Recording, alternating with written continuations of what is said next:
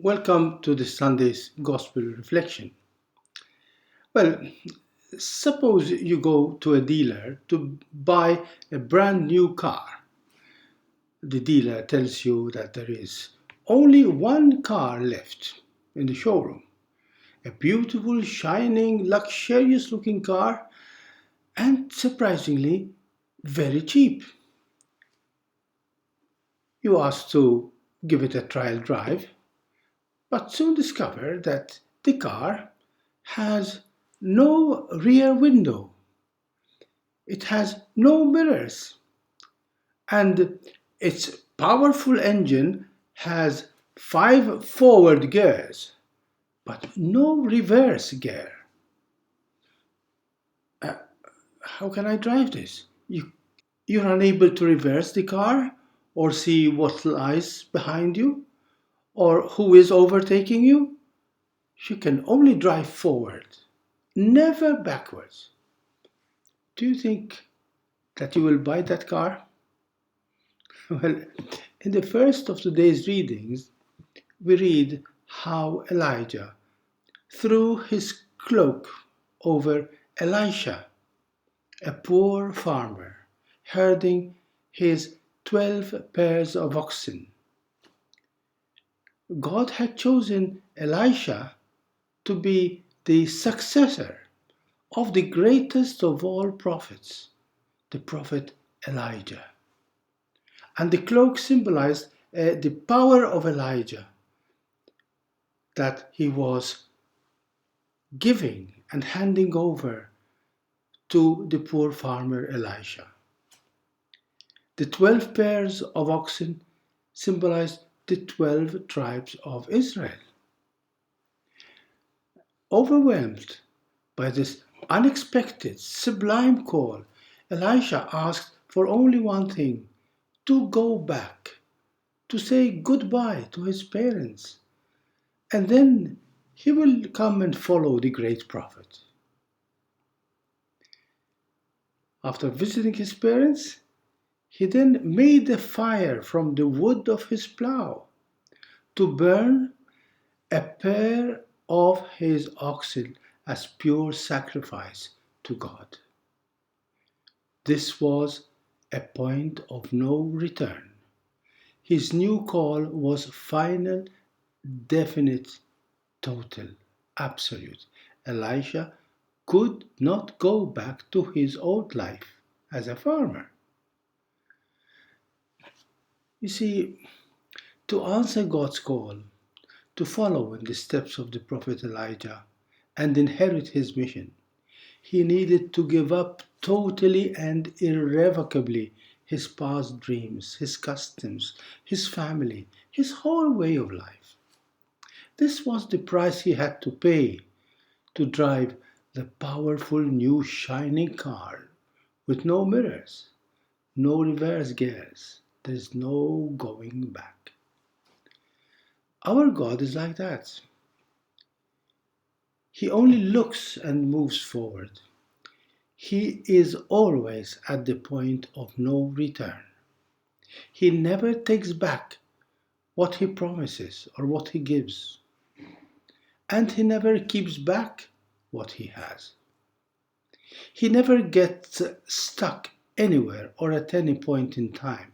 He just moves forward towards a new today, every day. He is life, and life is always one step ahead of us. Perfect love never looks back, never takes back its promises, never has second thoughts or regrets. Love never settles in one cozy corner of life. It just continues moving forward through thick and thin, as they say. The big temptation of us humans is to become settlers. And farmers, by definition, need to be settlers. They cannot roam around and change fields every year.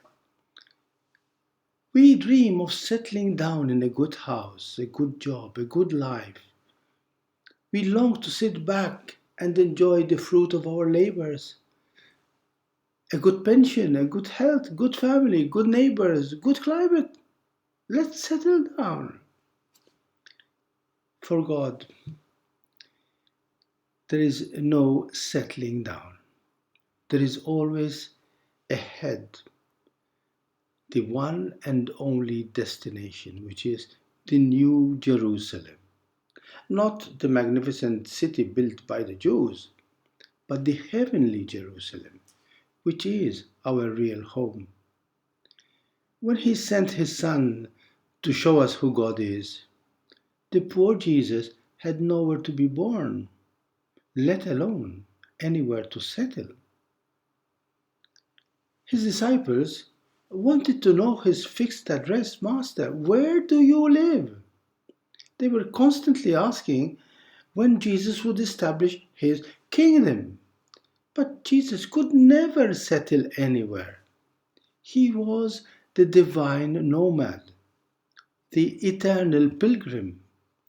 His real home was the road, because his dwelling place was in the heart of the Father and in the heart of his brothers and sisters, fully alive. Foxes have dens, birds of the sky have nests, but the Son of Man has nowhere to rest his head. And yet, his disciples, however much enchanted they were by the pure freedom of Jesus, however much they wished to follow him, were just like us. They were terrified of this freedom that Jesus offers. Just like us, we're terrified of this freedom. In their insecurity, like us, they could not help looking back to what and to whom they were leaving behind. One of them begged him, Lord, let me go first and bury my father. And Jesus said, let the dead bury the dead.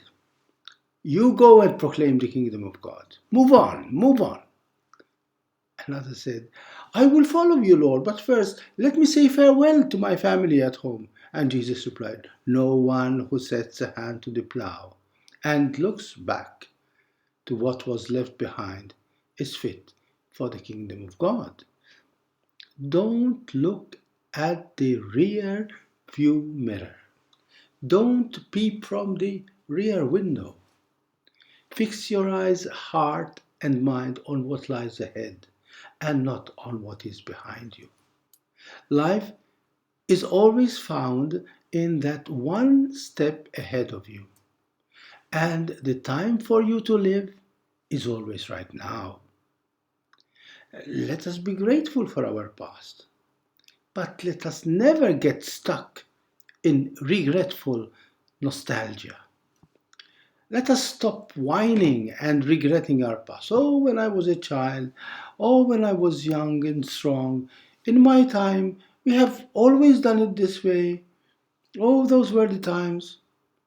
That is looking in the rear mirror, wishing to put our life in reverse and go back to the past. And inevitably, we end up dead men walking with our heads turned back. Life is constantly beckoning us forward. Jesus does not promise us some future dreamland, a kind of heaven on earth. He just promises to walk with us, step by step, through thick and thin, the whole way, with every step taking us towards the full life that we have been created for. If we are really free to say goodbye to whatever has been, we will discover the deep joy of welcoming whatever will be. This is the royal freedom of the children of God. This is the real kingdom of God that Jesus has won for us by freely offering up himself totally, unconditionally on the cross. In that final moment, Jesus, he turned his head towards God the Father. Then he turned his head down to Mary, his mother. But he never turned his head back to dream about or regret the past.